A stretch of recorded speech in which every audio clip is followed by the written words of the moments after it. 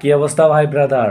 আপনিও চিন্তা করছেন কি অবৈধ পথে বোটে করে ইউরোপে যাবেন, ইউরোপের দেশে পাড়ি জমাবেন ইতালিতে? ভাই ব্রাদার, আমি বলবো প্রথম কথা হচ্ছে দেখেন, যারা অবৈধভাবে ইউরোপ যেতে চায়, অবৈধভাবে ইউরোপ যাওয়াটা অনেক বেশি জীবন মানে জীবন হাতে নিয়ে যেত। এমনকি আপনি যে বেঁচে ফিরবেন বা আপনি ওই দেশে জীবিত যাবেন এটার কোনো নিশ্চয়তা নেই।